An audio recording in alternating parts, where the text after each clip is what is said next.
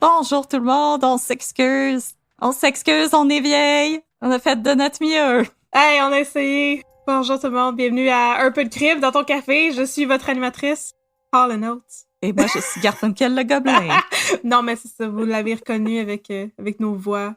Donc, je suis votre animatrice, Catherine, et comme toujours, je suis avec l'inestimable et incomparable Audrey. Comment ça va, Audrey? Ça va maintenant que ça fonctionne. Ben oui, mais hein? Écoute, ça fait juste 8 minutes qu'on a parti l'enregistrement de mon bar, là, fait que... Je m'excuse si ma voix est un peu off, j'ai failli vomir. Le stress, c'est le stress! Fait que là, aujourd'hui, nous enregistrons un épisode double. Sauf si t'as pas préparé tes affaires. Spécial Canada 2.0. Oui, non, je veux pas parler mes affaires, c'est mes affaires, là, c'est ça, je sais mes affaires.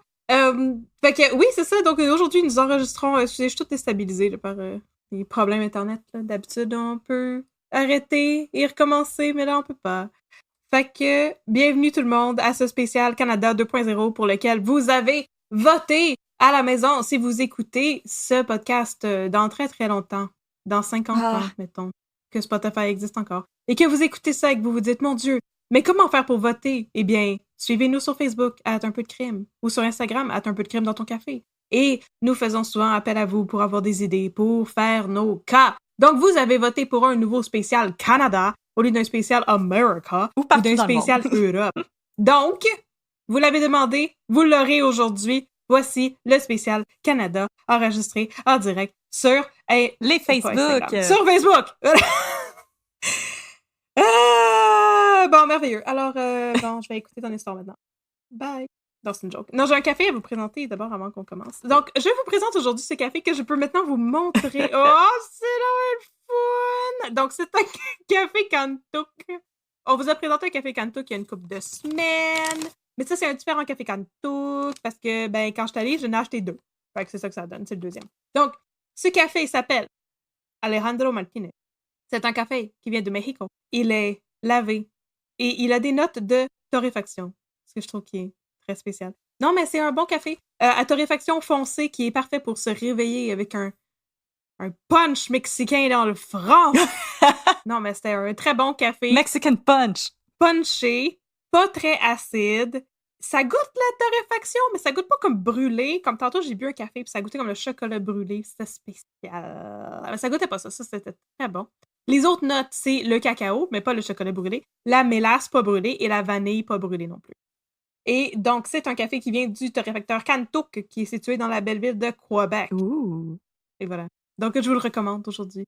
Vous pouvez le préparer comme que ça vous tente, comme moi dans ma presse française. Québec, où on va bientôt être des vôtres pour enregistrer encore une fois live, mais cette fois-ci dans l'intimité d'un petit café où on était l'année passée. On a eu beaucoup de fun.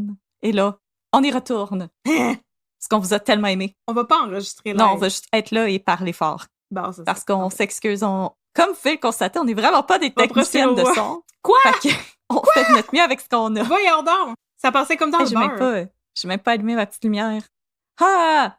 Quelle petite lumière? Ah! On la va refléter dans tes lunettes, c'est parfait! Wow.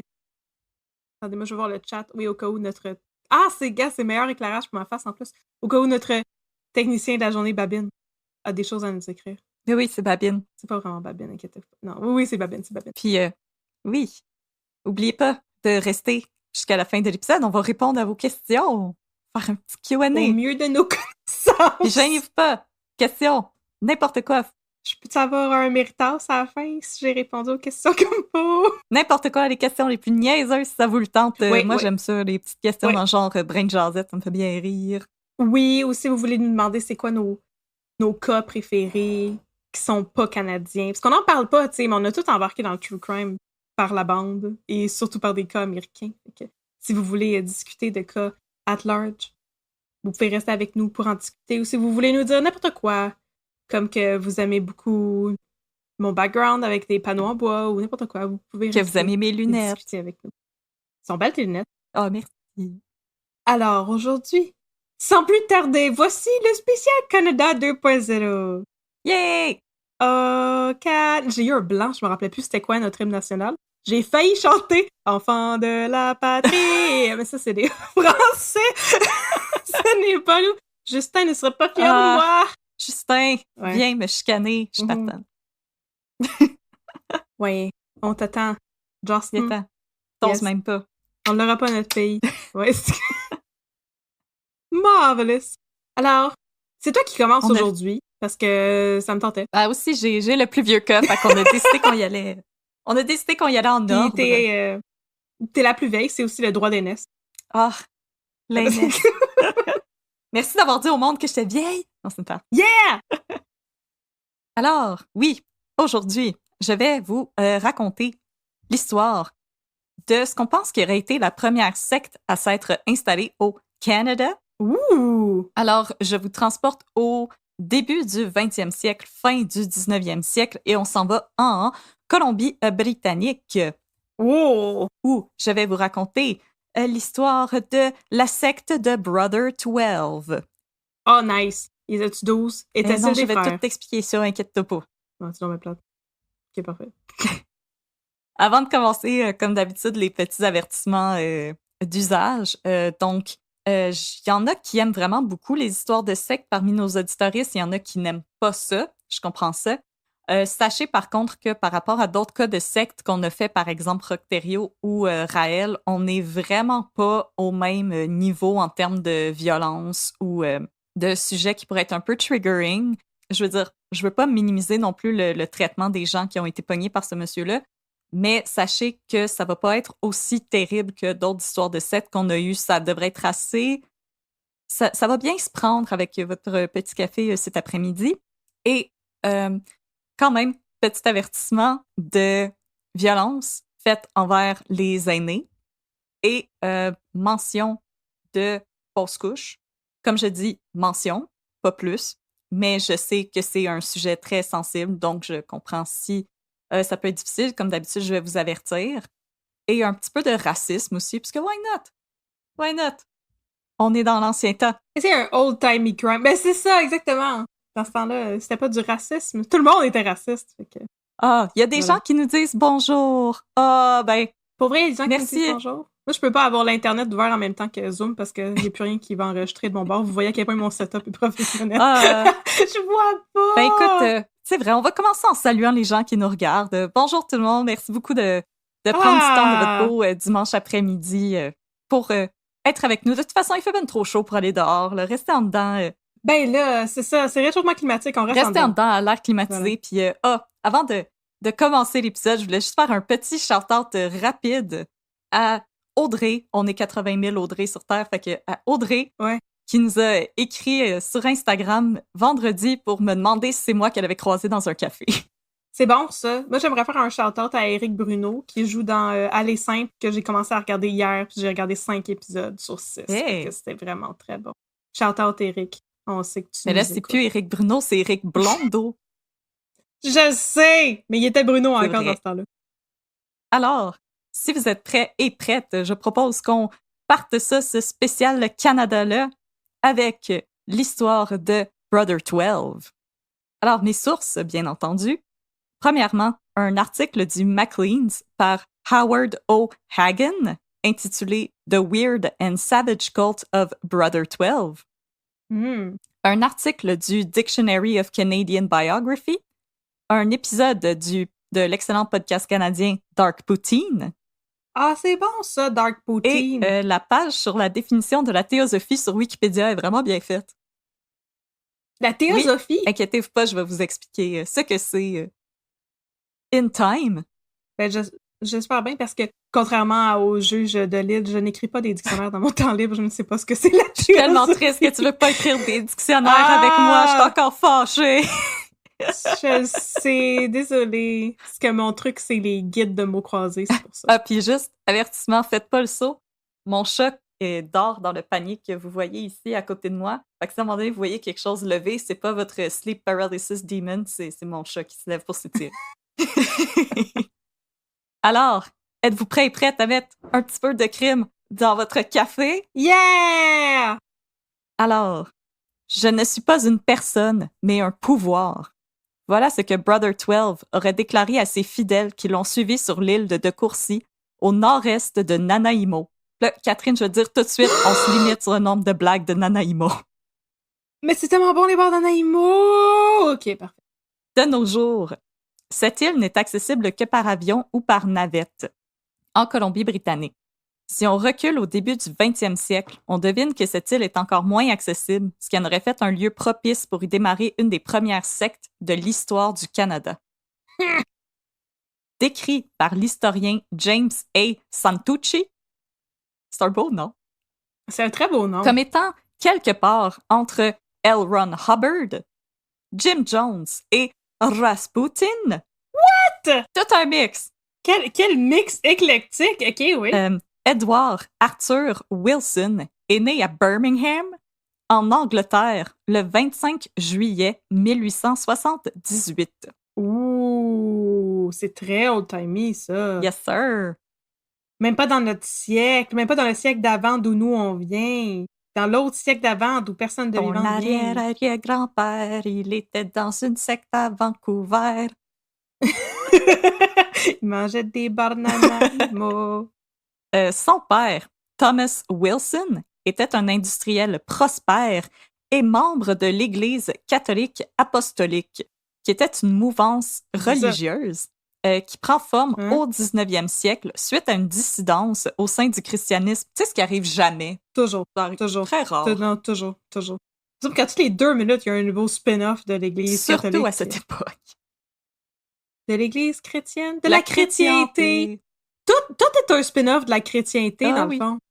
Les Mormons. Tout est un spin-off du judaïsme. Les Mormons. Les Adventistes. Non, mais c'est ça, le judaïsme, c'est comme le OG, c'est le premier livre, puis après ça, tout le reste, c'est des spin-offs. Comme, nous autres, on fait la suite. Nous autres, on fait le 3e livre, le livre des Mormons. Yeah. Nous autres, on réécrit tel bout. Moi, c'est Lord of the Rings. Yeah, c'est ton lore. Alors, pendant les services de l'Église catholique apostolique, il y a beaucoup d'éléments extatiques et de la glossolalie. C'est comme si vous pensez par exemple au film... c'est de la glossolalie! À l'excellent film disponible sur Netflix, The Devil All the Time, quand on voit les gens là, qui partent dans des espèces de transe, puis qui font comme « le démon parle à travers moi, blablabla. » Le diable tout le temps! C'est ce qu'on appelle la glossolalie. Le diable tout le temps! Donc, c'est qu'on dit que l'esprit possède le corps et on se met à parler dans une langue qui n'existe même pas tellement on est dans un élan religieux foudroyant. Quand l'esprit de Tom Holland possède ton corps, puis là, t'es obligé de parler en accent. Exactement. D'imiter Spider-Man. OK! Fait qu'on est déjà dans un background assez propice pour des légères dérives sectaires, on va dire ça gentiment comme ça. Adolescent, Wilson va commencer à travailler pour la marine et va éventuellement devenir capitaine de navire. Oh! Il va se marier en 1902 et s'établir avec sa femme, Marjorie Clark, en Colombie-Britannique en 1907, où ils vont avoir 2 enfants. Pourquoi ça s'appelle la Colombie-Britannique? Je suis en train de penser. What does it have to do with the Colombie? Je sais pas. Les historiens dans le chat, laissez-nous savoir. En 1912, Edward Wilson, il décide que c'est vraiment plate d'être papa à la maison et il va décider de repartir à l'aventure sur son navire. Alors, il va abandonner sa famille. Oh non, pas chill. Comme un real stand-up guy. Ben oui, pourquoi pas. Alors ça, là, c'était dur de te retracer, tu sais, une fois que t'es parti. Bon, non, je m'en vais m'acheter des cigarettes. Oui, bye-bye! Alors, Wilson va abandonner sa famille et reprendre du service dans la marine et déménager dans le sud de la France en 1924. Oh, Marseille! Ouais, voilà, il va aller goûter du vin et dire qu'il... J'ai pas d'enfant, je sais même pas de quoi vous parlez. Non. Oh!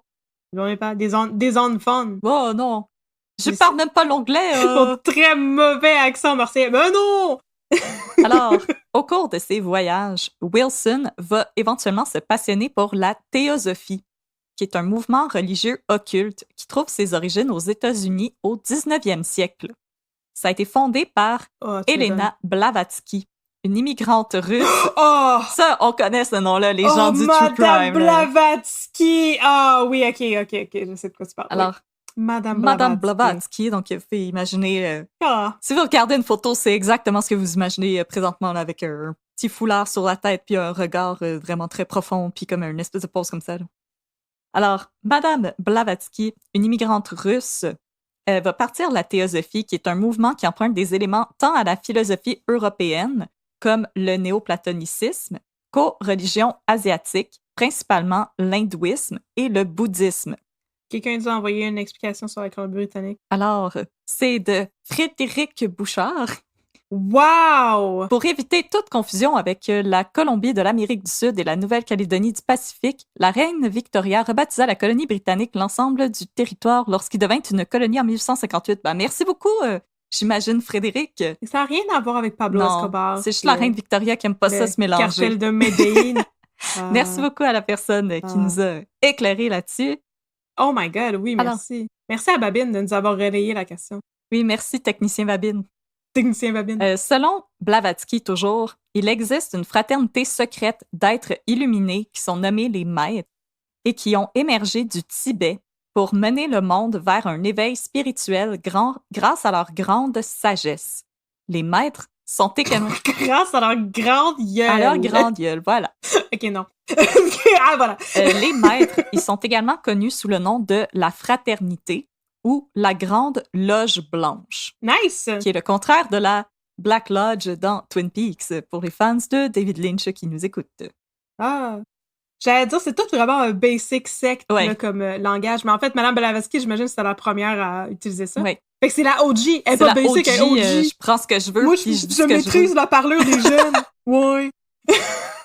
Alors, c'est pendant qu'il vivait en France que Wilson aurait commencé à avoir des visions et à tomber dans de longues périodes de transe, au cours desquelles il rédigeait des manifestes et des textes spirituels. Nice. Combien de drogues qu'il prenait par hasard? Oui. Être en transe, oui! La quantité du oui, parfait. C'est correct. Super. Il écrivait des fanfictions sur la religion dans son downtime. Nice! Fait que là, Jésus, il a dit... Hey, j'avoue que c'est comme...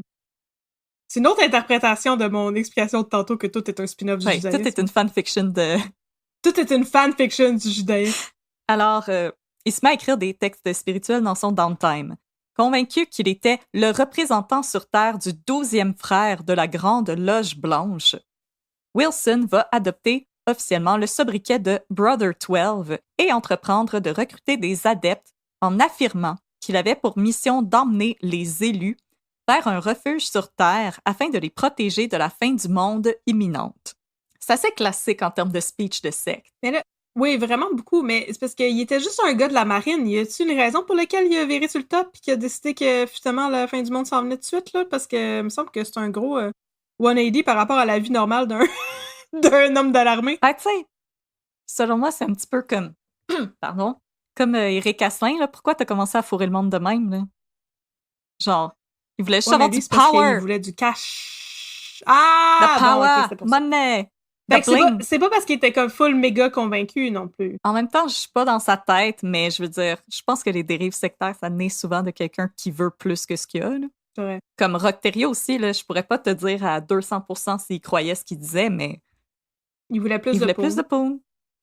Lui voulait plus de bandes en Il voulait que sa femme apporte des mini-jupes, puis il voulait partir en camp de nudiste en avant de chez lui.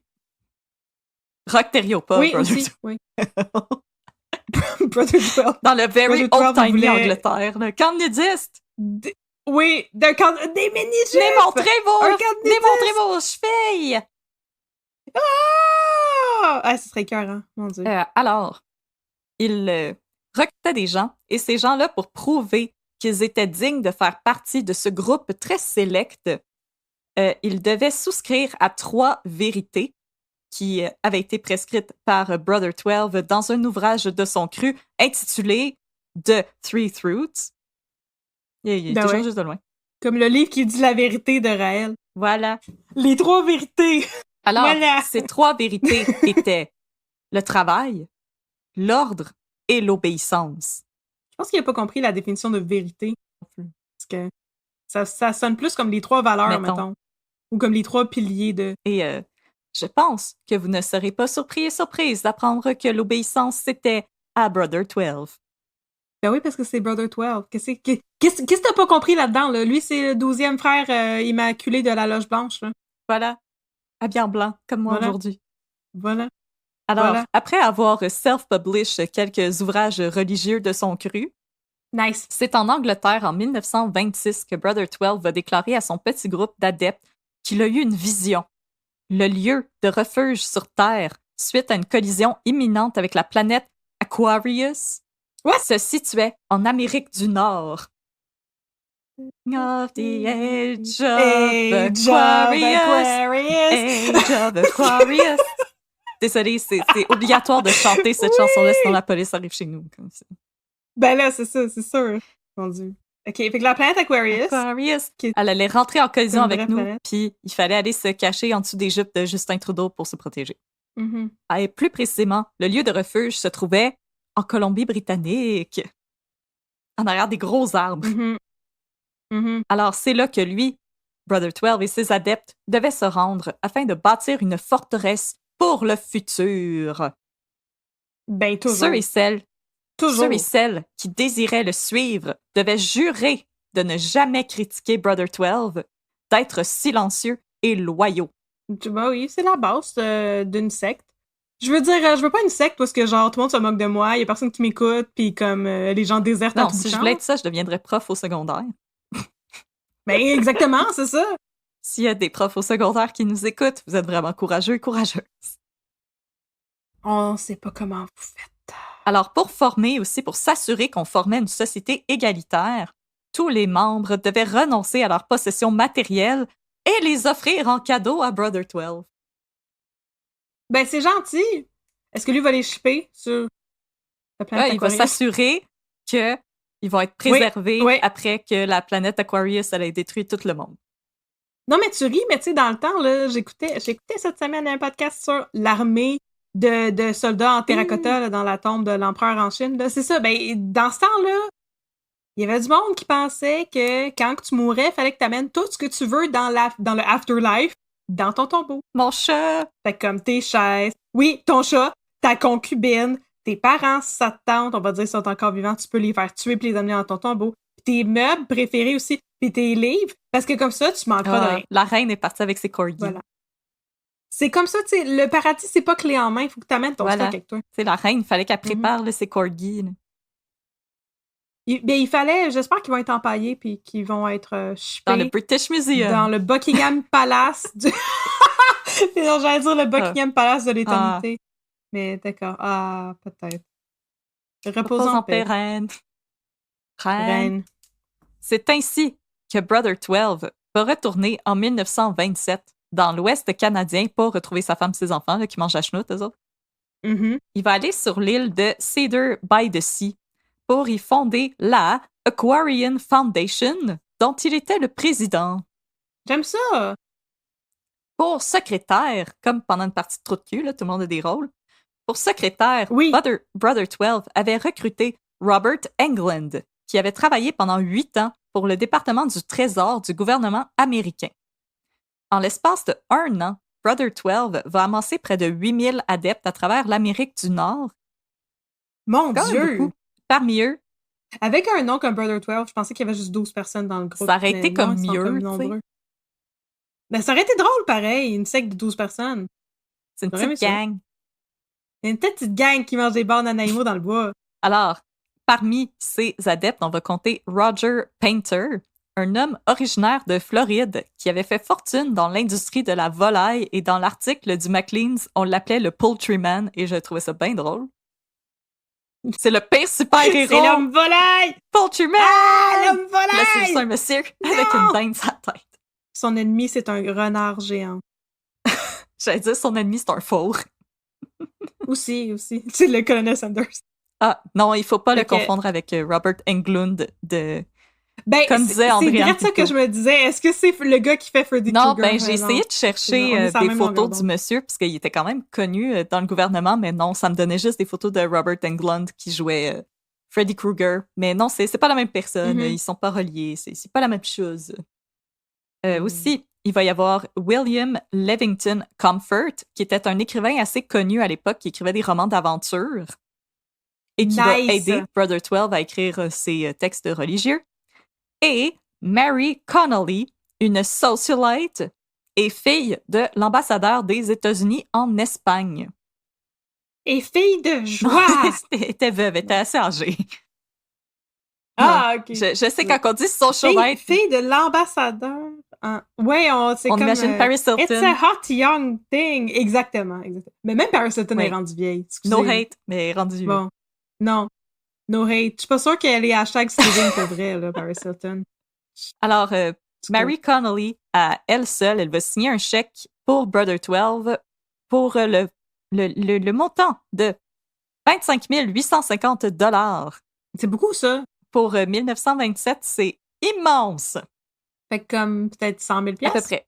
Aujourd'hui. Puis elle va signer ce chèque après une seule rencontre dans le lobby d'un hôtel de Toronto.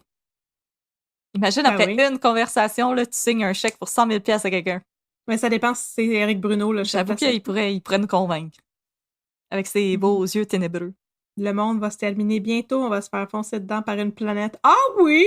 Ben ouais! Prends-toi, Éric Bruno. Oh! Veux-tu mon chat? Veux-tu mon divan? Veux-tu une tasse de café? C'est, par ailleurs, en revenant de cette rencontre fort lucrative que Brother 12 va faire la connaissance de Myrtle Baumgartner, la femme d'un richissime physicien new-yorkais. En l'espace d'un seul trajet, Brother 12 va parvenir à la convaincre qu'il était la réincarnation d'Osiris, le dieu égyptien qui règne sur l'au-delà, et qu'elle était la réincarnation de Isis, la déesse des enfants et des femmes. Et sa sœur puis sa femme. Ouais. À Osiris. No, et là, nice. maintenant qu'ils étaient tous deux réincarnés et qu'ils s'étaient retrouvés, c'était leur mission de donner naissance à Horus, qui deviendrait lui-même le sauveur de l'humanité. Celui qui a une tête d'aigle? Oh God! Mais pourquoi qu'ils ont mixé les religions de l'Égypte ancienne là-dedans? Qu'est-ce qui se passe, là? On est en train de partir en chire, là. Toi. Ben, pour vrai, Parce que là, on est en 1927. Puis en 1922, on a découvert la tombe de Toutankhamon. De Toutankhamon! Oh, ça a été découvert par l'égyptologue Howard Carter. Et à l'époque, ça avait créé un immense engouement pour all things égypte ancienne dans la société occidentale. C'est ce qu'on appelait l'égyptomanie. Donc, et ça a vraiment été... Comme le Beatlemania! Exactement, puis ça l'a été autant dans les tendances artistiques et même dans les courants religieux, les gens s'intéressaient à cette autre forme de vision de la vie. Dans les romans d'Agatha Christie. Exactement. Donc, dans le théâtre à côté de chez nous. Oui, pour un autre exemple d'égyptomanie, vous pouvez penser au Empress Theatre, qui a par ailleurs ouvert ses portes à Montréal en 1928, qui était un cinéma à thématique égyptienne. Alors, les gens, à l'époque, il y avait vraiment une fascination pour l'Égypte ancienne. Alors, si tu voulais partir une secte, ben, c'était comme cool de dire, de connaître l'Égypte ancienne. Mais c'est comme cool. Mais c'est comme Moon Knight. Mais moi, j'ai juste... On est dans l'égyptomanie 2.0 avec Moon Knight. Mais moi, I have a bone to pick avec ça. Parce que... Moi, ça me dérange pas, la religion que tu veux suivre. C'est ta prérogative. S'il y a des gens, par exemple, qui nous écoutent présentement puis qui suivent la religion norse, par exemple, ou si tu veux suivre la religion de la Grèce antique ou des religions polythéistes, puis que là, quelqu'un arrive puis te dit « Hey, yo, je suis Osiris » ou « Je suis Loki » ou « Je suis Jupiter », c'est qui gère les enfers présentement? C'est un free-for-all? Comme, pourquoi t'es là? Qui s'en occupe présentement? T'as-tu un remplaçant? Ça fait aucun sens. Pas pour... Mais c'est sûr qu'il y a un remplaçant. Pour toi, ça fait aucun sens, mais c'est sûr qu'il y a une structure en arrière de ça, là. Il y a une hiérarchie des enfers, puis comme des substitutes, là. Ils ont des remplaçants, puis un syndicat, puis des pauses avec des machines à café.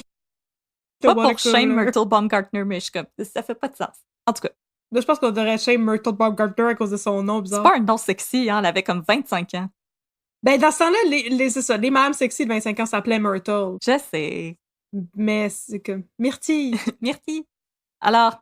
C'est comme bonne mine dans Astérix, je sais pas, ça me revient pas comme nom. Alors, non, émerveillé. Ah, il y a quelqu'un qui...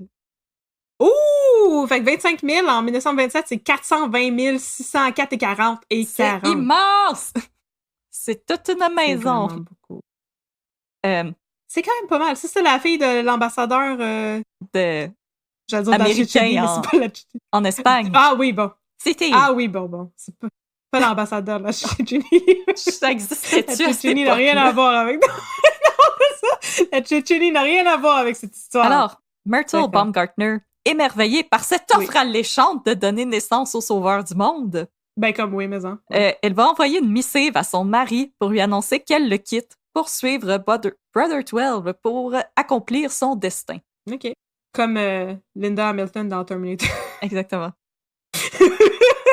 Pas pareil. Juste donner naissance au sauveur de l'humanité. Linda Hamilton qui fait des chin-ups dans le deuxième Terminator. Yes. Come with me if you want to live. C'est bon Terminator avant? OK, oui. Oui. Grâce à la générosité de Mary Connolly, Brother 12 va faire l'acquisition de l'île de Courcy, où il va s'établir avec ses adeptes préférés, et ceux qui avaient le plus d'argent. Mais sa décision de vivre en concubinage avec Myrtle Baumgartner va en choquer plus d'un. Ils étaient pas mariés. Ah, c'était comme pourquoi il y avait-tu d'autres blondes? Ah non, c'est juste parce que... Touching my pearls! Oh, 1927, non! Et ça va attiser la jalousie d'autres adeptes, parce que dans le fond, Brother 12, il y avait sa cabane à lui où est-ce que personne n'avait le droit d'aller, sauf Myrtle Baumgartner, puis les gens aimaient pas ça, ils avaient donné beaucoup d'argent à Brother 12, puis ils étaient comme, pourquoi moi, je peux pas aller prendre un café chez vous, comme, hey, dude? Est-ce que c'était comme tous pour un chalet, puis ils construisaient leur maison, puis après ça, ils vivaient dedans? Sans Nick Romano qui est comme, ouais, mon chum. Il devait pas triper tout le monde riche à débarquer au milieu du bois, puis se faire dire, OK, il faut qu'on défriche, puis on se construit des petites maisons en bois rond, là. Oui, mais ça allait être leur recueil après la fin du monde. Ouais, et la colère de ses adeptes va aussi être nourrie par l'exigence de Brother 12 que tout le monde leur remette tout leur argent pour qu'ils le changent en pièces d'or et qu'ils le placent dans des pots maçons qui vont ensuite sceller avec de la cire et enterrer dans une voûte de ciment.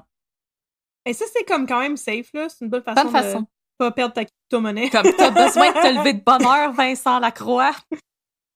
Ouais. Lui savait comment économiser. Et là, en 1928, toujours à la recherche de plus de pouvoir, Brother 12 va tenter de fonder un troisième parti pour se présenter en politique aux États-Unis. Parce qu'il prédisait la chute imminente des États-Unis dans une nouvelle guerre civile sanglante. Lol. Cool. Pour s'attirer du support. C'est encore actuel. C'est encore actuel. Pour s'attirer du support. Brother 12 va tenter de recruter les membres d'un autre groupe qui vivait alors sans doute la période la plus importante de son existence et qui a récemment connu une ressurgissance en popularité aux États-Unis, et j'ai nommé le Ku Klux Klan. Oh mon Dieu! Je suis pas Parce que voyez-vous, même si la théosophie prône la fraternité, elle prône également que certaines races sont supérieures à d'autres. Et parmi les races jugées comme inférieures, on retrouve les Juifs. OK, puis?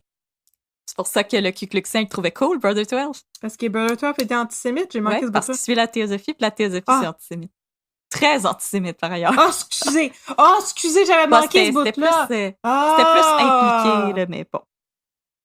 Puis, par ailleurs, les écrits de Madame Blavatsky sont beaucoup à l'origine du nazisme en Allemagne. Parce que les gens, ils trouvaient ça bien cool, eux autres aussi. C'est pas cool, ça non plus. Mais là, le Ku Klux Klan, là, c'est comme... c'est contre les ce qu'ils considèrent, entre gros guillemets, les races inférieures, qui inclut... Ça inclut comme tout le monde. Le Ku Klux Klan, il haïssent tout le monde. C'est ça. OK, c'est ça. Il me semble, c'est ça que je me dis. Mais inquiétez-vous pas, c'est Herbert Clark Hoover qui va être élu 31e président des États-Unis. Ah, j'étais comme, c'est qui ça? Ça sonne comme Herbert Hoover. C'est lui.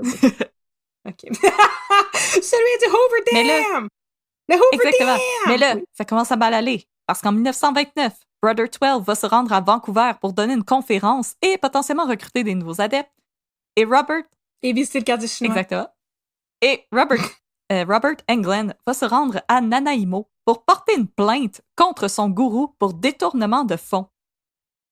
Une fois arrivé à Vancouver, Brother 12 va faire un reverse Uno et déposer une plainte contre Robert Englund pour le vol à même les coffres de la Aquarian Foundation pour $2,800. This is the dawning of the age of Aquarius. Englund est à son tour arrêté avant qu'il ne puisse rentrer à De Courcy.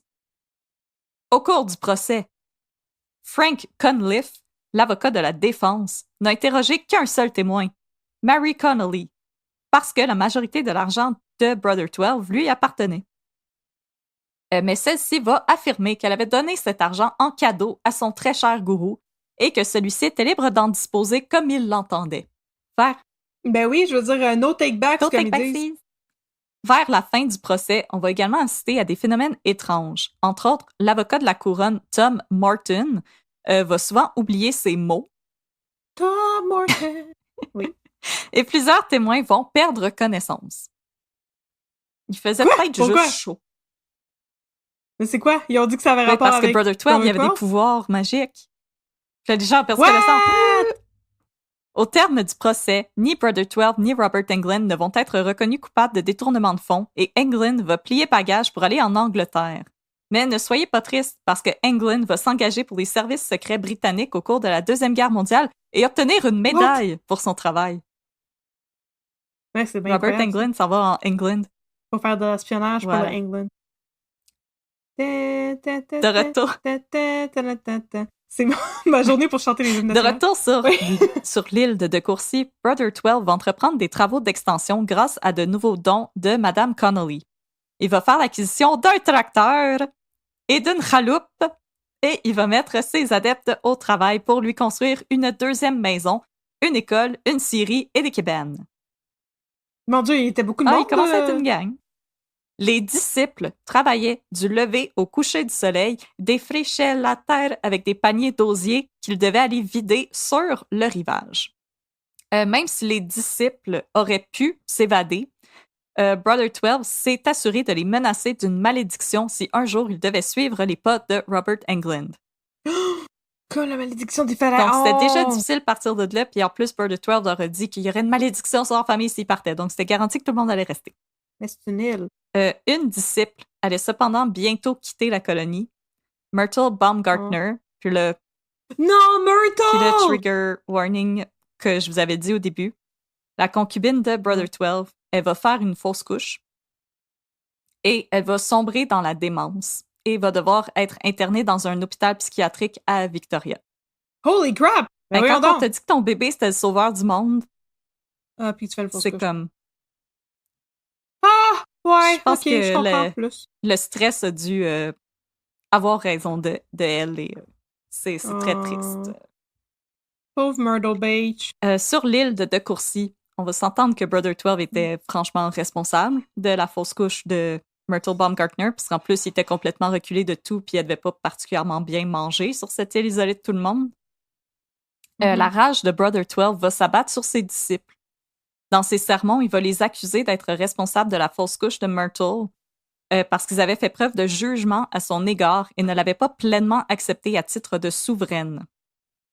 C'est pas de même ça marche, une fausse couche. Parce que j'ai pas assez cru en bien toi. Essayé. Non! Pour les punir, il va retenir les services de sa nouvelle maîtresse, Mabel Scotto, alias Madame Z. Mabel Scotto? S-K-O-T-T-O-W-E. Elle était suisse. Ma belle Scotto? Ma belle Scotto! D'accord, ma belle Scotto. Parfait. Qui, elle, était arrivée dans la colonie en 1929. On la décrit comme rousse, grande, âgée d'environ 35 ans, et elle avait un vocabulaire qui aurait fait rougir un marin. Ah, les mots qu'on n'a pas le droit de dire en langue. Elle est devenue... ceux qui se font remplacer par des quack-quack. Elle est devenue les yeux, les oreilles, mais surtout les fouettes de Brother 12. Oh! Le fouette! Le fouette! Puis là, j'ai écrit, me semble qu'elle me donne des vibes de Ilsa, la louve des SS pour mes fans de cinéma de série B qui nous regardent. En janvier 1930, Brother 12... J'allais dire, il y a personne qui nous regarde, Audrey, j'avais oublié qu'on On est dans notre petite bulle. Excusez. T'es pas là du compte. Brother 12 quitte la Colombie-Britannique pour l'Angleterre avec Madame Z pour ne revenir qu'en novembre à bord du Lady Royal, un navire de 20 tonnes qui lui avait été offert par ses disciples anglais. Ah, il y a du monde qui nous regarde. Merci, Babine. C'est gentil, ça. Oh, avec lui à bord, Brother 12 avait un arsenal de carabines et de grenades pour fortifier l'île de Courcy. Brother 12 était maintenant paranoïaque, on est arrivé à ce stade-là. Nice. Et il ne cessait de dire que ses ennemis allaient débarquer à n'importe quel moment pour l'attaquer. Il est même allé jusqu'à ordonner à Roger Painter, qui avait pris la place de Robert Englund à titre de secrétaire, donc le poultryman, d'aller lui chercher... Oh, l'homme volaille! Il est de retour! Il va lui ordonner d'aller chercher les scalps de 3 de ses ennemis, qui étaient tous des politiciens de l'Ouest du Canada. Les conditions de vie sur la colonie vont devenir de plus en plus difficiles. Brother 12 exige de plus en plus d'argent à ses disciples qui lui avaient déjà tout donné et bannissait ceux et celles qui ne pouvaient plus payer. Un sort qu'a par ailleurs connu Madame Connolly, qui s'est fait réveiller dans les petites heures du matin par Madame Z et qui a été forcée de prendre quelques possessions personnelles, quelques outils rudimentaires et de se rendre à bord d'une barque sur l'île de Vald. Toujours sous l'entreprise de Brother 12, elle a entrepris de défricher la terre parce qu'elle avait peur de perdre son âme. Une autre? C'est toute une menace quand même, perdre son âme. D'un coup qu'elle est un crack du divan, t'as-tu checké? Ouais. Une autre dame âgée a été forcée par Madame Z de se laisser tomber dans les eaux froides entourant l'île de Courcy pour prouver sa confiance envers Brother 12. Et là, écœuré par les agissements de leur gourou et de Madame Z, Alfred Barley, un autre disciple, va déposer une nouvelle plainte contre Brother 12 et la Aquarian Foundation à la Cour suprême de Nanaimo pour, encore une fois, détournement de fonds. La Cour suprême de Nanaimo. J'avais pas compris que c'était gros de même, Nanaimo. Parfait. Pendant les 2 jours que durèrent le procès, il va y avoir aucun témoin qui va témoigner pour la défense, y compris Brother 12 et Madame Z, qui vont jamais se présenter au procès. Ben non, parce que c'est juste du slander, OK? C'est juste des basic B-words, puis elles sont toutes jalouses. Non. Voilà. C'était encore mieux que ça. Ah, OK. Pendant le procès, parce que tous les disciples ont été à Nanaimo pour y assister, ils en ont profité pour raser la colonie, saisir une bonne partie du trésor et s'enfuir à bord du Lady Royal. Comme quand je suis allée de ma game de Exactement. Sims. Alors... Je rase la maison, je vole tout l'argent de mes Sims, puis je repars une nouvelle famille. C'est ça. Alors, même si les disciples ont gagné en cours contre Brother 12 et qu'ils ont pu garder la terre qu'ils avaient défrichée, jamais leur argent ne leur sera retourné et jamais Brother 12 ne fait face à la justice. Le 7 novembre 1934, un homme du nom de Julian Shurton Scotto est décédé à Neuchâtel, en Suisse. C'était la nouvelle identité de Brother 12, qui était le nom du mari décédé de Madame Z, seule héritière du gourou.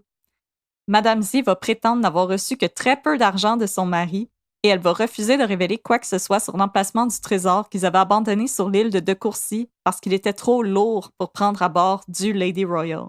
C'est ça qui est plate quand tu mets tout ton argent dans des pots maçons. C'est dur à transporter après.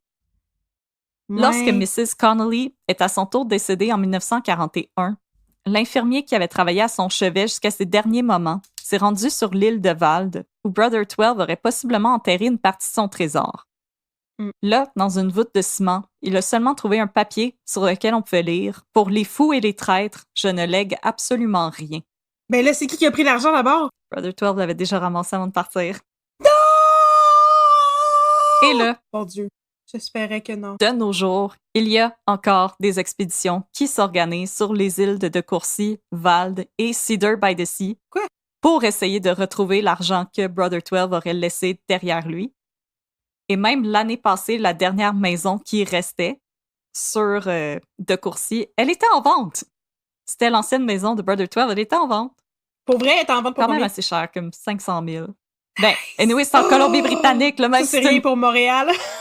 C'est en Colombie-Britannique, même si c'est une maison en bois rond, of course, qui est un demi-million. C'est certain. Alors voilà, c'était l'histoire de Brother 12 qui a amené du monde sur une île en Colombie-Britannique qui leur a tout volé puis qui a sagré son camp. Ben, c'est bon, ça. Au moins, il les a pas mutilés, puis agressé plein de monde, puis chopé le bras à Lucie Laurier. C'est pour ça que j'ai dit c'était quand même comme le smooth comme histoire de secte. Si jamais, quand même assez. Si jamais ça vous intéresse d'en savoir plus, il y a eu un documentaire radio CBC qui s'appelle Searching for Brother 12. Ils ont des titres assez straightforward dans le Canadian Broadcasting Corporation. Et si vous voulez en savoir plus sur la théosophie et l'occulte, il y a les épisodes de 410 à 412 du Last Podcast on the Left sur Elena Blavatsky. Par contre, trigger warning, c'est de l'humour un petit peu edgy par moment. Donc, si vous aimez pas ça, l'humour d'une gang de dudes qui ont clairement fumé un gros bat avant d'aller en onde, peut-être vous abstenir. C'est ça leur vibe. Ensuite, il y a une série en 4 épisodes de l'excellent podcast Behind the Bastards, consacré à Elena Blavatsky. Et ça, on est plus dans le vibe historien smooth, donc c'est peut-être pour les gens qui pensent qu'ils pourraient être un petit peu avoir le poil qui frise par à l'envers en écoutant la podcast on the left, vous préféreriez peut-être Behind the Bastards. La page Wikipédia sur Elena Blavatsky est très bien faite. Et sinon, dans Les pires moments de l'histoire avec Charles Beauchesne, l'épisode sur les Olympiques de Hitler vous parle brièvement de l'influence des écrits de Elena Blavatsky sur les groupes occultes qui se tenaient en Allemagne au début du 20e siècle et qui ont beaucoup influencé Hitler. Donc, voilà, si ça vous intéresse d'en savoir plus sur la théosophie, l'occulte, ce sont mes recommandations. Et voilà, c'était l'histoire de Brother 12 qui est allé à Nanaimo voler de l'argent. Mais là, c'est ça. Finalement, il a dit qu'il était pas parti avec l'argent, mais il était parti avec l'argent. Mais il reste pas seulement d'autres argent. Ouais, c'est que c'était trop lourd. En même temps, les gens travaillaient par bateau. Les gens voyageaient en bateau. Puis là, c'était trop lourd. Puis il avait demandé à ce que les gens changent tout leur argent en pièces d'or. Donc, c'était pesant un petit peu. Il avait dû prendre des chèques de voyage. Mais est-ce qu'il reste vraiment un trésor là-bas ou c'est comme le trésor de Oak Island puis on le trouvera jamais?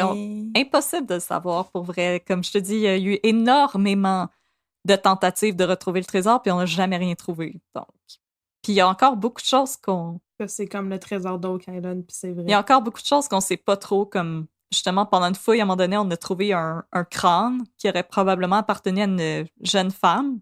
Donc, on ne sait pas encore le extent des violences qui a vraiment été faites sur les disciples. C'est une histoire comme un petit peu difficile. J'avais de la misère à faire mes recherches. Tout était un peu comme on pense qu'il est arrivé ça. Donc, j'ai vraiment fait du mieux que je pouvais. J'espère que vous avez aimé ça. Ben, moi, je trouve ça super. Écoute, j'avais jamais entendu parler de cette secte-là non plus. Je savais pas qu'on avait... Ça, c'est vraiment secte typiquement... Mais en fait, non, c'est pas vraiment typiquement canadien parce que ça venait d'Angleterre. Mais, tu sais, quand même. Ben, je veux dire, les gens étaient... C'est ça que j'ai trouvé fascinant du début, de voir à quel point c'est comme une jeune secte, parce que quand les gens étaient fâchés, ils étaient comme « Je vais te traîner en cours! » Il y a personne qui aurait osé traîner Rock Thériault en cours. Non, j'avoue, hein. Mais il y avait quelqu'un qui avait essayé de poursuivre Raël pour avoir l'argent qu'il avait mis dans le raélisme, mais ça n'a pas marché. Ici aussi, ça n'a pas marché. Que faites attention, n'allez pas sur des îles éloignées avec des messieurs avec des petites barbes en forme de triangle. Surtout s'ils vous disent qu'ils sont Osiris. Non. Ils sont pas Osiris. Non, c'est même pas vrai! C'est sûr qu'il était même pas capable d'écrire le hiéroglyphe. Clairement, non. Il était même pas fluent en hiéroglyphe. Non, en plus, il avait donné un nom à sa chaloupe. C'était quelque chose comme Knut. Okay. Je comprenais pas c'était quoi, mais c'est parce que c'est le nom d'un dieu égyptien, mais il l'avait écrit tout croche. Parce que jeune Audrey était vraiment fascinée par l'Égypte ancienne. J'avais énormément de livres d'Égypte ancienne quand j'étais enfant. J'ai quand même sa vie en mythologie égyptienne. Ben, on était tous vraiment très curieux par rapport au mystère des momies. Oui, hein? Les momies. La malédiction des pharaons. Brendan Fraser, c'est tout à cause du film La Momie, exactement. C'est juste pour ça. Ça a marqué notre enfance. Exactement. Alors, c'est ça. Merci. C'est pas comme une fin d'épisode normal. Non, on recommence. On fait juste faire comme bye, 2 minutes de babine. Ouais, c'est vrai, là, on recommence. C'est reparti pour un tour. Fait que, on est reparti. On espère que vous avez encore du café. Ouais, c'est ça. C'est un meaty boy. Il y a de la chair autour de l'os aujourd'hui. Pour notre cas. Ouais, c'est ça, exactement.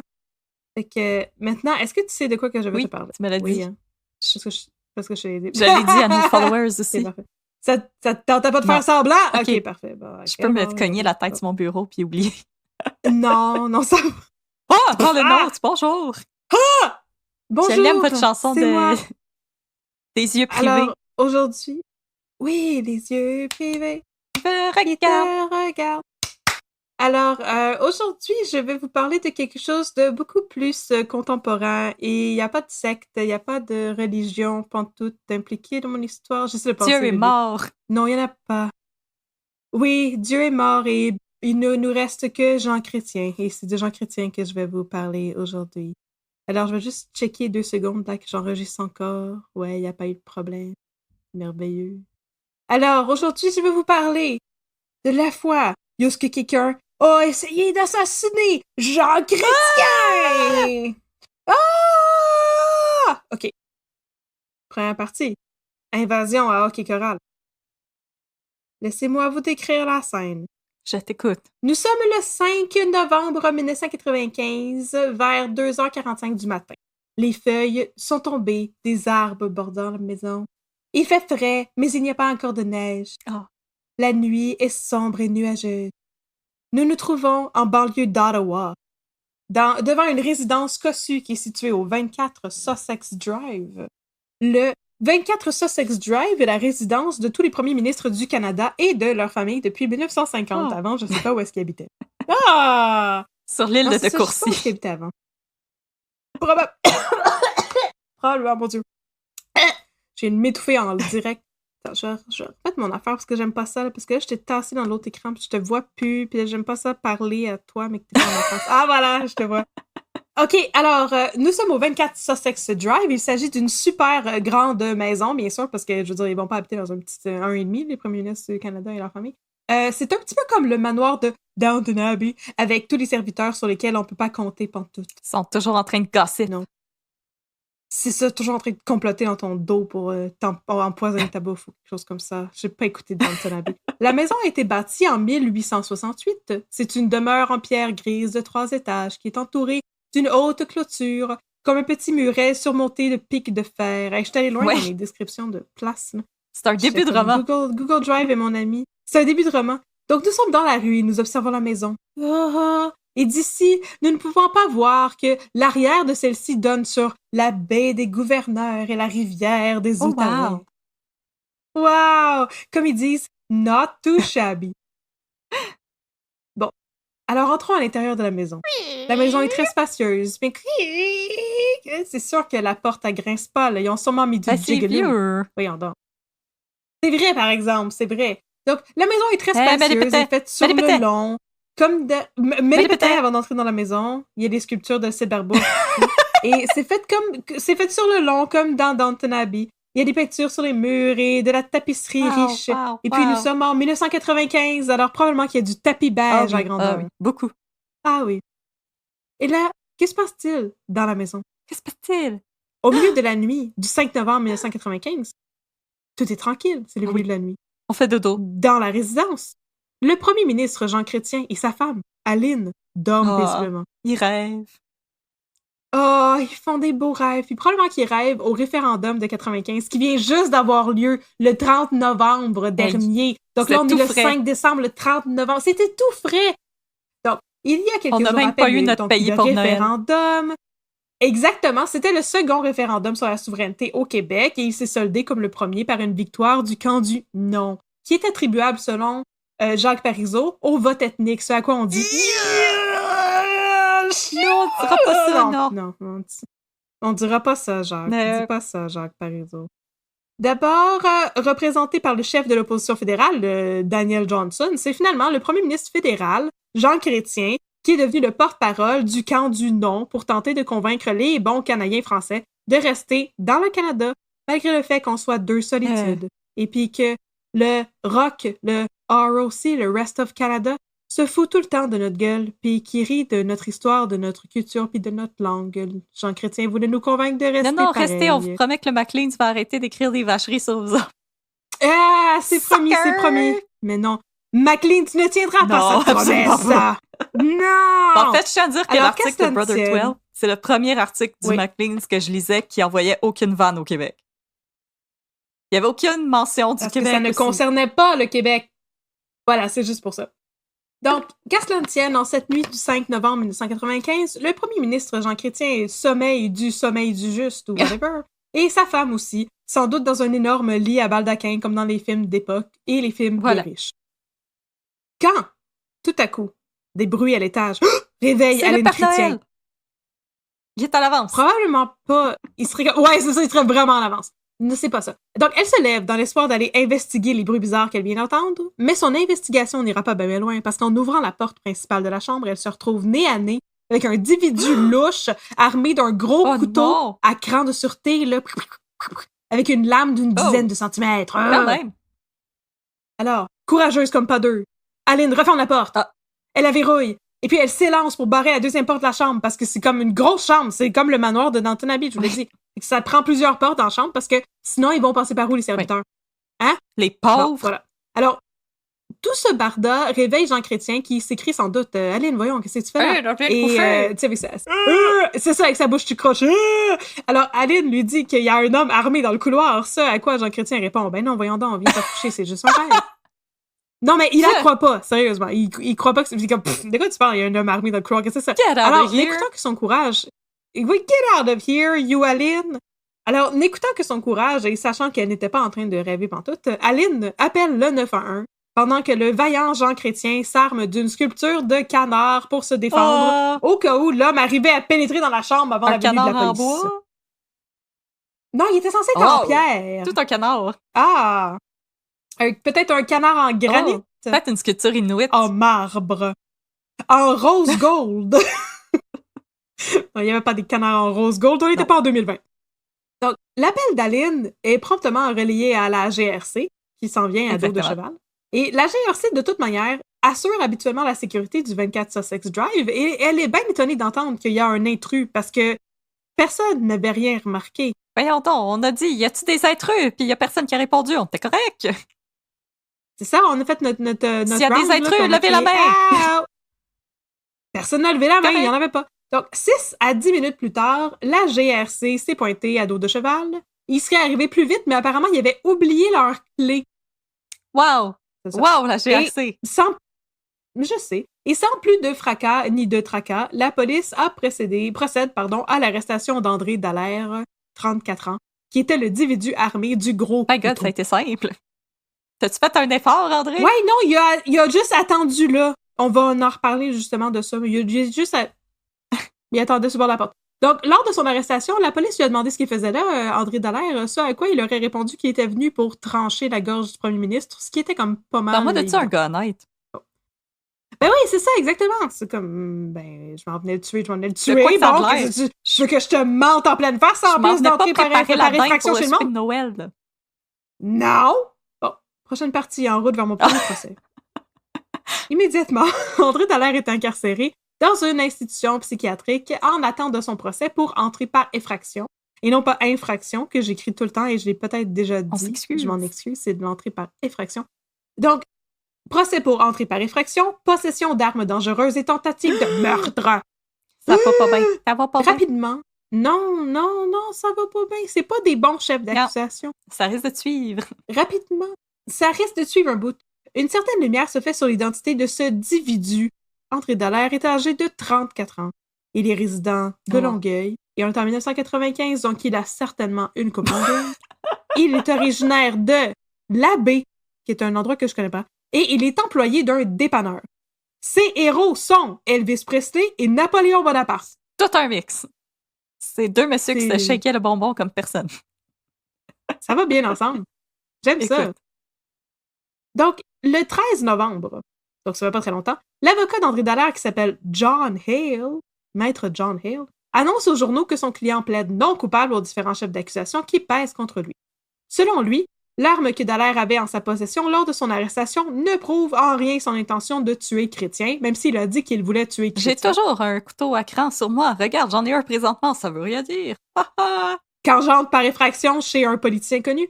Mais donc, et Maître Hale dit que s'il avait vraiment voulu le tuer, Jean Chrétien, il aurait amené bien plus qu'un couteau à cran d'arrêt et n'aurait pas patiemment attendu les 6 à 10 minutes que ça a pris à la GRC pour venir l'arrêter. J'aurais amené une corde, un chandelier. Un tuyau! Oui! Une clé anglaise! Je l'aurais attendu dans la bibliothèque! Ah! Dans le jardin. Non, il n'y a pas de jardin. Dans la cuisine, où il y avait le petit passage pour aller jusqu'à l'autre bout de la map. Donc, Maître Hale dit aussi que si son client avait vraiment voulu tuer Jean Chrétien, il aurait aussi, sans doute, essayé de défoncer les portes de la chambre. Tu sais? Ou de trouver l'autre entrée de la chambre que Aline Chrétien avait verrouillée. Il était pas très motivé, là. Non! C'était comme un off day. Il était fatigué. Je vais-tu pas? On va s'asseoir. Il avait fait son leg day au gym. Là, il avait les jambes raquées. Ouais, c'est ça. Bon, en tout cas. Fait qu'en décembre, la Cour accorde un délai aux procédures pour que des experts puissent évaluer la condition psychologique d'André Dallaire, qui est sous traitement dans un hôpital psychiatrique depuis son arrestation. Cette évaluation psychiatrique est frappée d'un interdit de publication, mais nous y avons accès. Non, pardon. Mais nous n'y avons pas accès! Ha! Mais faites-moi confiance, on va y avoir accès plus tard, parce que j'en ai lu des détails plus tard, mais je vais vous le remettre. Julian Assange, donne-le-nous! Tellement bien dit. Vous voyez pourquoi qu'on n'enregistre pas en direct d'habitude, c'est parce que je peux me reprendre quand j'ai une phrase comme ça. Donc, en janvier 1996, le juge Gerald Binda de la Cour ontarienne décide qu'André Dallaire devra demeurer sous traitement psychiatrique en l'attente de son procès. Donc, qu'il n'est pas question qu'il soit libéré sous confinement, ni sous condition. Non! Ce verdict est traduit à André Dallaire qui ne parle pas anglais. Bon. Maintenant, je parle l'anglais. Maintenant, je parle l'anglais. Ai-je le droit de sortir de prison? Non. Ah, d'accord. Ça vaut la peine de demander. De meurtre calme, voire stoïque pendant que le jugement est rendu. Mon Dieu, j'ai de la misère. Ouf. Merci pour votre patience, on vous aime. Pourquoi j'ai de la misère là même? Tabarnouche. J'espère que vous comprenez ce que je raconte. Je recommence ma phrase. Okay. Bon. Le verdict est traduit à André Dallaire qui ne parle pas anglais. Celui-ci de meurtre calme, voire très stoïque pendant que le jugement est rendu point. C'est une excellente phrase. Voilà. C'est dit. Oui, merci. Tous les juges, 10. Bon. Ah, oui, c'est... Même la France et la Russie! Blague controversée! Parfait. Never forget Sally Pelletier. Alors... Aimeriez-vous un épisode sur Sally Pelletier? Moi, j'aimerais ça. Pourquoi j'ai pas fait ça? Ça aurait été plus facile à lire. OK. Très plus salto arrière. Voilà. Dis à la presse que... bon. Si on fait un épisode là-dessus, il faut la voix de Alan Goldberg. Et voilà, il s'élance. Magnifique! C'est magnifique! Oui, il faut. Donc, l'avocat d'André Dallaire, John Hale, c'est toujours le même avocat, il dit à la presse qu'il est très satisfait de la tournure des événements et ça ne change rien à la situation de son client, dans le fond, parce que celui-ci est incarcéré. Fait que, comme tu continues d'être incarcéré dans un hôpital psychiatrique en attendant que ça bouge pas. Il dit aussi que celui-ci a un bien meilleur état d'esprit depuis 2 mois, donc depuis qu'il est suivi par des spécialistes. Et qu'il fait du yoga. Et que tous les matins, il fait du yoga et il réveille son corps en douceur comme Marie-Lou de 3 fois par jour avec de l'eau chaude et du citron. Et voilà. En février 1996, John Hale demande à la Cour une seconde évaluation psychiatrique pour son client, ce qui retarde encore une fois les procédures, mais s'avère d'une importance capitale, parce que Maître Hale confie à la presse vouloir user d'une défense psychiatrique, entre guillemets. Fait que c'est important d'avoir une défense. Ouais. Tu sais, comme, il voulait faire une deuxième évaluation psychiatrique parce que probablement que la première était comme pas en concordance avec son argument. Non, j'aime pas ce que t'as dit, on va en faire un autre, on va recommencer ça. On va en faire un autre parce que c'est comme c'est ça notre argument, fait qu'on va en faire un deuxième. Bon, voilà. Alors, prochaine partie, moins de sécurité qu'une école secondaire américaine. Les blagues controversées! J'en ai des jokes controversés! Ça tire de partout, comme dans une école américaine! Piou! Blagues controversées! Cachez vos enfants! OK, on va arrêter ça. Finalement, on arrête ça tout de suite. Finalement, le 24 juin 1996, le procès d'André Dallaire s'ouvre officiellement. Bon. Fait que là, ça a fait plusieurs mois, là. Comme 7 mois, 8 mois, ça fait un bout. Puis là, ça fait un bout que c'est retardé et tout. Et la première journée du procès, elle est consacrée au témoignage de l'agent Marc Bolduc, qui a fait partie de l'équipe qui a procédé à l'arrestation d'André Dallaire. Donc, je le rappelle, Dallaire fait face à des chefs d'accusation d'entrée par effraction, de possession d'armes dangereuses et de tentative de meurtre. La peine pourrait aller jusqu'à 14 ans de prison s'il est trouvé coupable. Donc, il va sortir dans 3 parce que les prisons débordent. Mon Dieu, je n'ai que des blagues controversées. Joe Rogan, mets ça dans ta pipe! Oh non, vraiment Joe Rogan, on veut...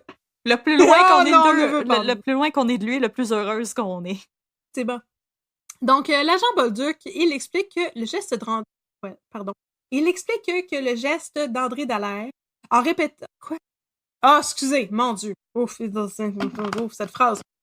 OK, Marc Bolduc explique que André Dallaire lui a confié, pendant son arrestation, qu'il voulait tuer Jean Chrétien pour différents motifs. Et il explique les motifs. Donc, il explique le geste d'André Dallaire. C'est ça la phrase que je comprenais pas pourquoi que j'avais écrit au début. Donc, il aurait dit que... André Dallaire aurait dit qu'il agissait de la sorte, parce qu'il était fâché des résultats du référendum sur la souveraineté du Québec. Je suis déçue, je vais être souverain, je veux le pays pour Noël. Je voulais mon pays pour Noël. Et il aurait dit, je cite, « Mes motifs sont purement politiques. Je voulais assassiner uniquement le premier ministre Jean Chrétien et personne d'autre.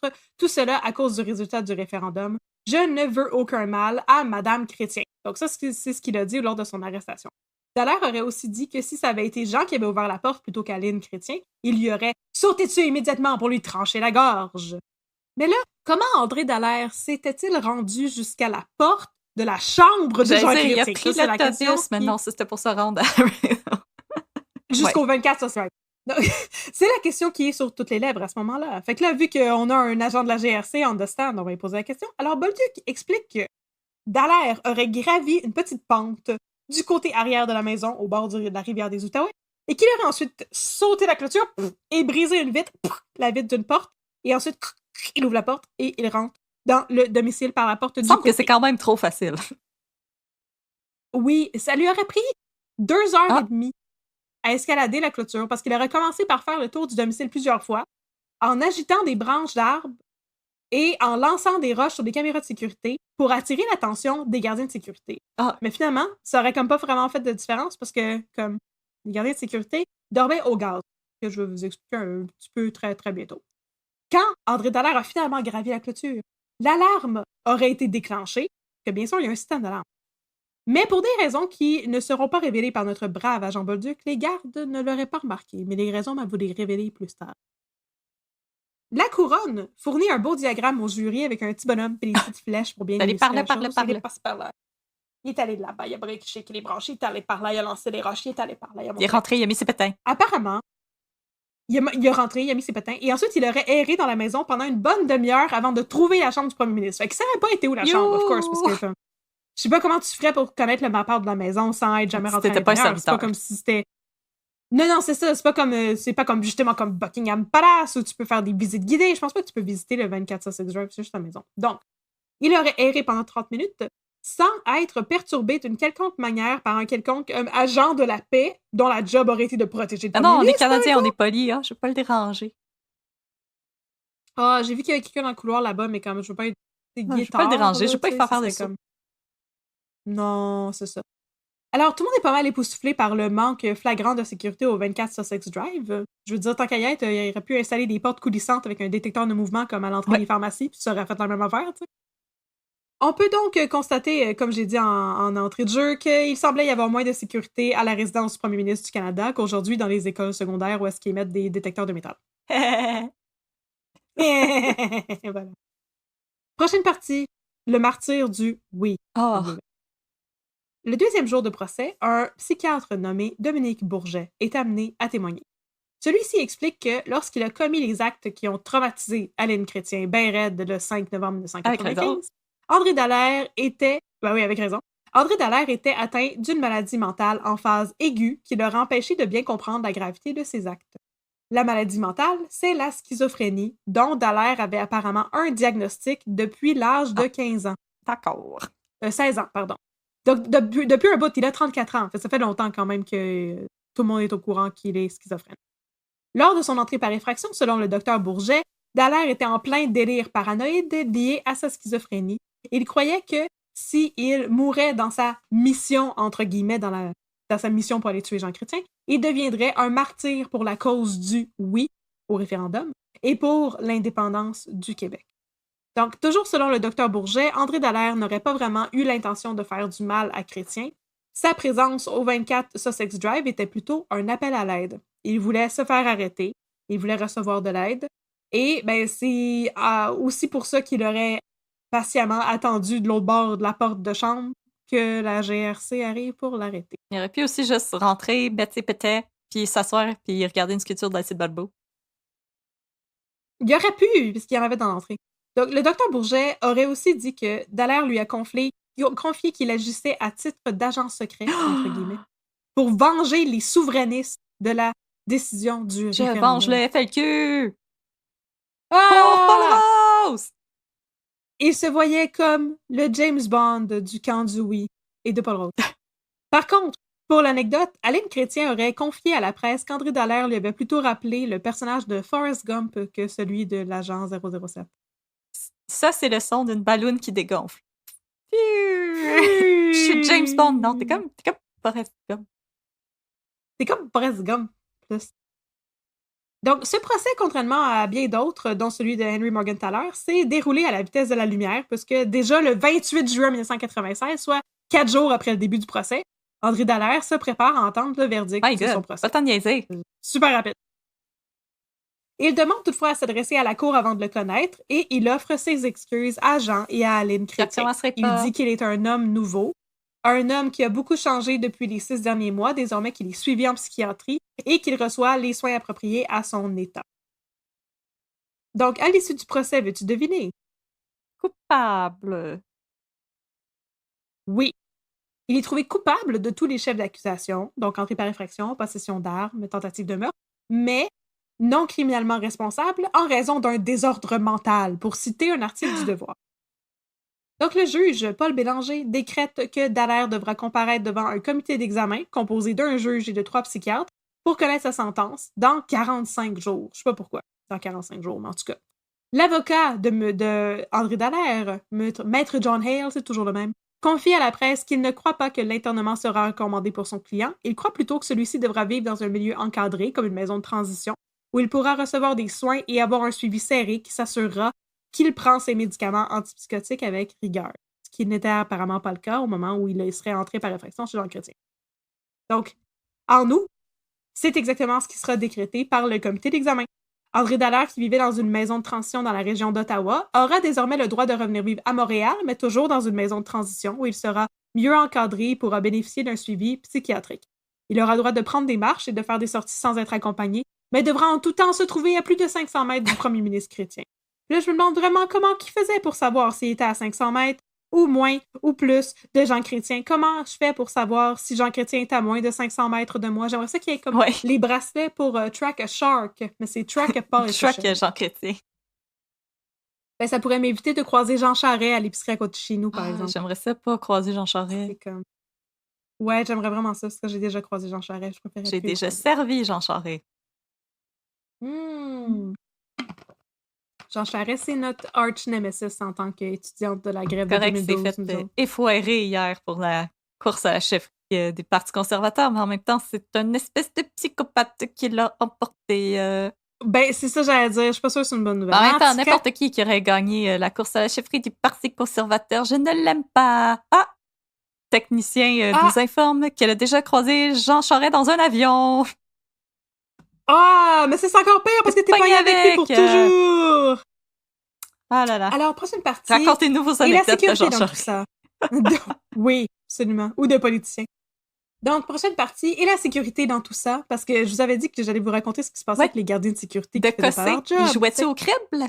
Fait que là, c'est bien beau tout ça, tout est bien qui finit bien, personne n'est mort, et André Dallaire s'est excusé d'avoir fait peur à Aline Chrétien. Mais comment une telle chose a-t-elle pu se produire? Pardon, Aline Chrétien.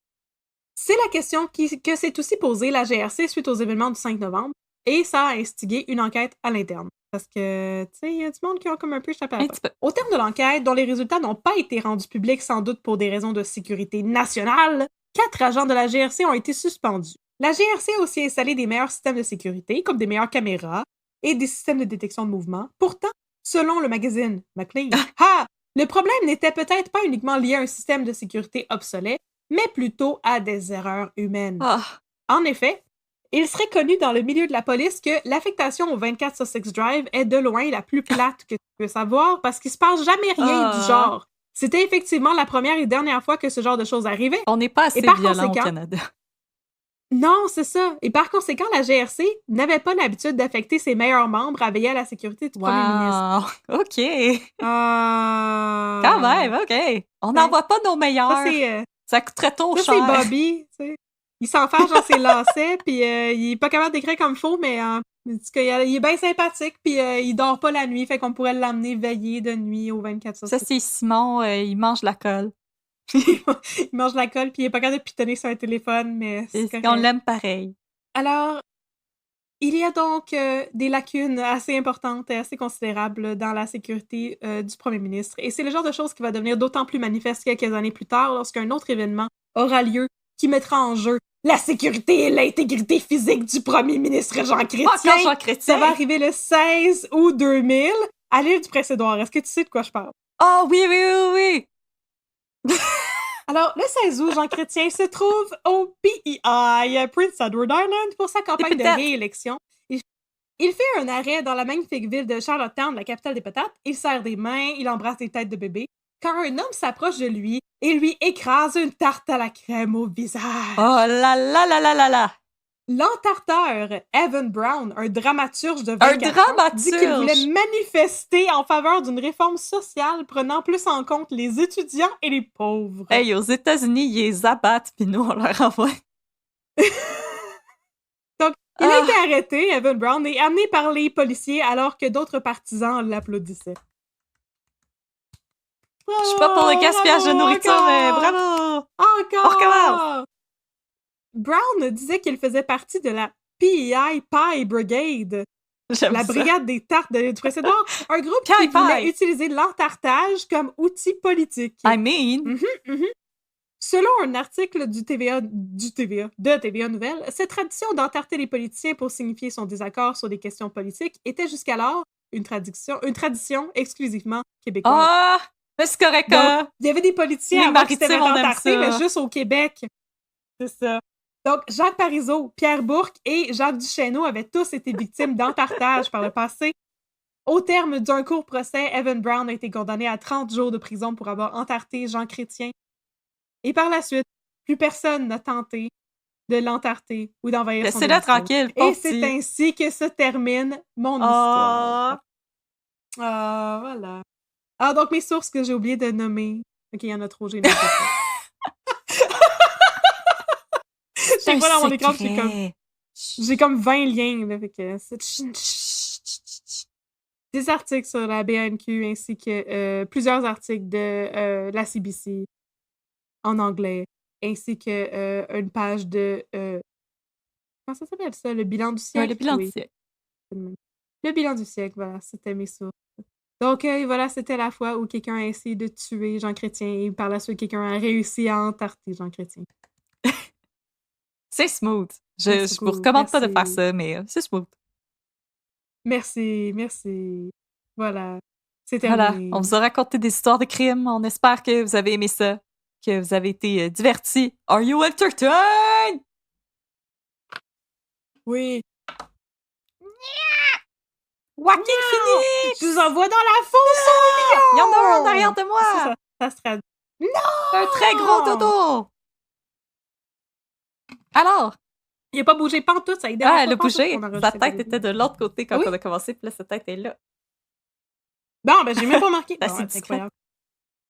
Alors, si vous aimez ce que vous venez de voir et d'entendre, je pense que vous êtes déjà au courant, mais vous pouvez nous suivre sur les réseaux sociaux. Nous sommes sur Facebook, nous sommes sur Instagram, un peu de crème et un peu de crème dans ton café. On a encore une boutique de linge et de pétantes. Merci d'avoir été avec nous. On espère que vous avez aimé ça. Et on vous souhaite un beau restant de dimanche. Yes, 10-4 les partenaires. 10-4 tout le monde!